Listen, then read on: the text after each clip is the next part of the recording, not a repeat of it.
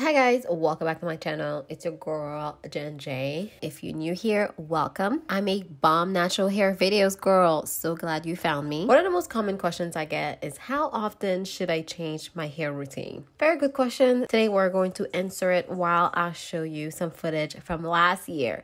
Yes, last year. I'm going to show you how I took care of my hair when it was quote unquote short, while I demonstrate how I actually get this style. So if you're interested in all of this juicy goodness, then keep on watching. Hi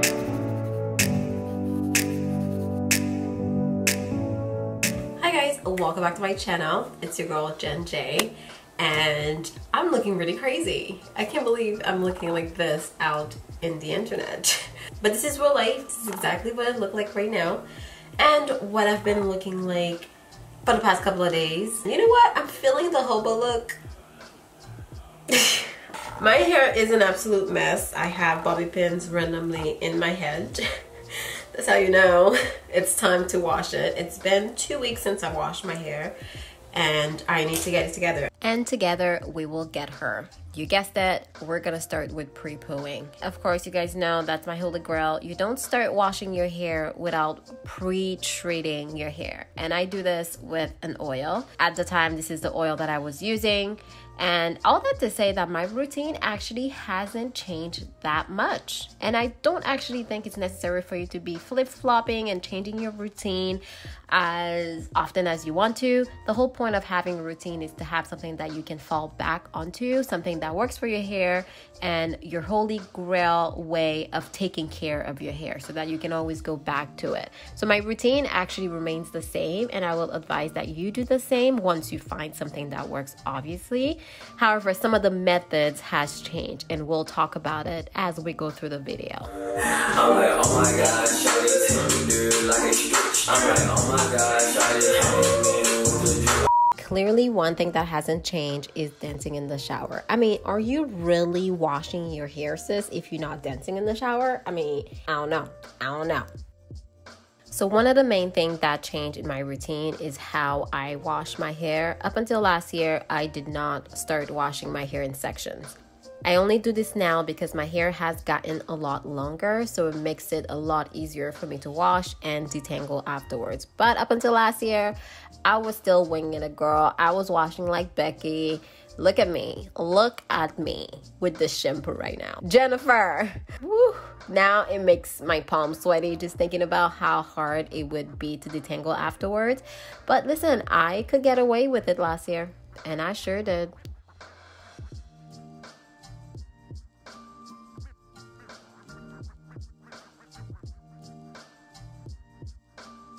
All right, moving on to dip conditioner. We understand the importance of this step. That's one step that honestly has never changed in my hair care routine. I've been dip conditioning since before I came out of my mother's womb. I'm pretty sure in my past life, I was also dip conditioning. We conditioned last year, we're conditioning this year, and we're going to continue to dip condition is basically what I'm saying. One thing that changed, clearly, I did not start washing my hair in sections, so I am still not in sections. We are going to slap the dip conditioner on just like that.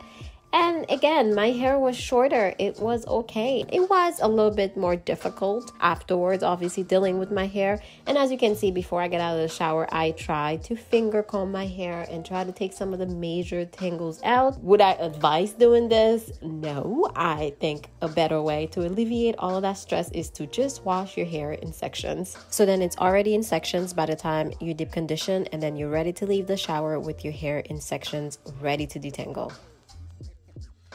Speaking of detangling, here we are trying to start that process. All right, so I am back.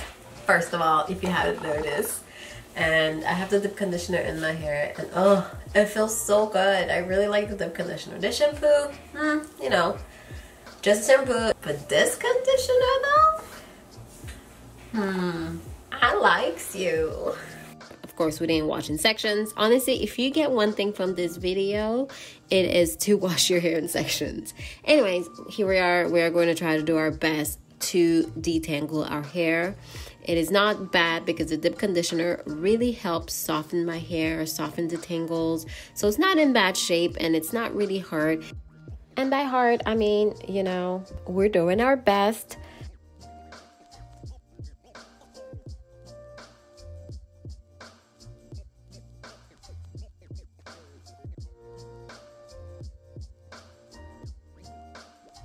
But you're probably wondering, well, why do you even want to wash in sections if you can get away with it? Well, look at this footage. So this video was taken a few months later. This is November of last year. And my hair at that point was already longer, and it became a lot more difficult for me to detangle my hair. I had more tangles. As you can see, it's really hard for me to get through my hair. And to be honest, it's just more painful for me. I'm tender-headed, so going through and forcing a comb through my hair just it's not for me. So to save myself all of that frustration and pain, I would rather detangle my hair in sections and also wash and deep condition in sections so that it helps with the detangling process.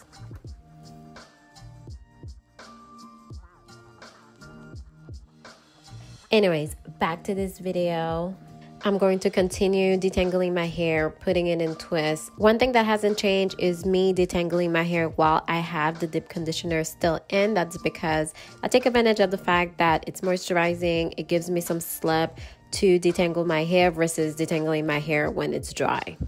You know what I like about this deep conditioner? I like the fact that it's very creamy.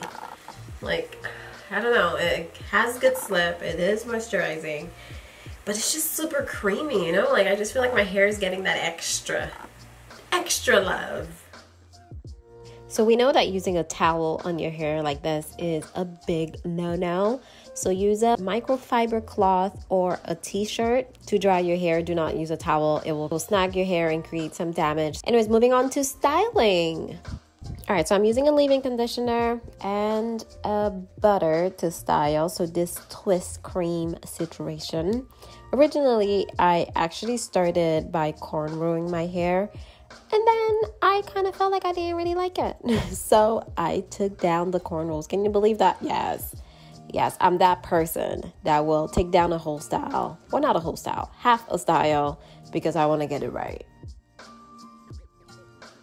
So I opted to do some flat twists on the side instead, which I really liked how they came out. I preferred them over the cornrows. I don't know what was going on with those, but you know, the devil is a lie, and sometimes you just have to let him know, not today. I'm trying to look cute. If you want a full tutorial on how I flat twist my hair, and I mean a detailed tutorial, I will put it in the cards and down below for you to watch and learn. I feel like flat twist is one of those styles that you must know how to do as a natural. Must.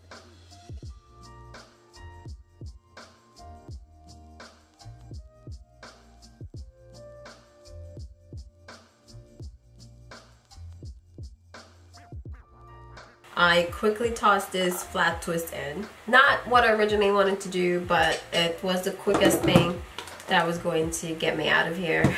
I still have dinner to make. It is 10 o'clock. So I'm ready to get up out of here. You know when you've been doing your hair for too long and you start getting fidgety, like it's too much. So I am going to clean up my little studio and get up out of here. Go make dinner, you know, feed my boyfriend, feed myself, because I'm hungry. And yes, it's 10 o'clock, but who cares? I mean, I'm hungry. That's what matters, right? All right, so this is the next day. I'm using a bit of oil to take down my style. Honestly, I'm just taking down the flat twist. This is why I love doing flat twist personally, because there is minimal fluffing that you need to do. You don't need to separate the strands of hair, which is where I think a lot of 4C hairstyles goes wrong really fast when it comes down to separating the strands. And flat twist, you don't really have to do that. So I really love flat twisting, and this is why I say you should learn how to flat twist. I'm using a pick to pick out my hair to get a little bit more volume. Of course, we gotta do the baby hairs. We've been obsessed since last year. Clearly I need to stop. And this is the style. Super cute, super chic. I think you can do so much with it. This is an option. But then I actually thought that, hey, this would look super cute if I put the back up. So this is what I did.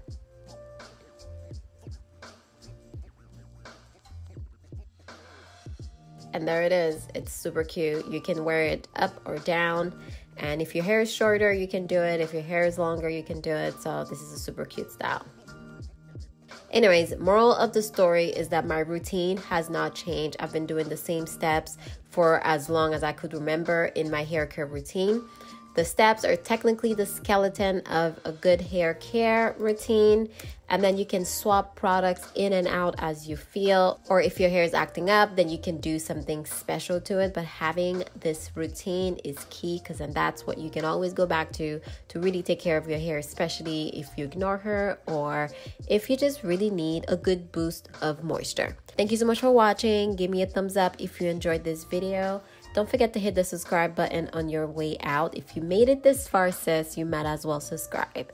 I'll see you guys in my next one. Bye.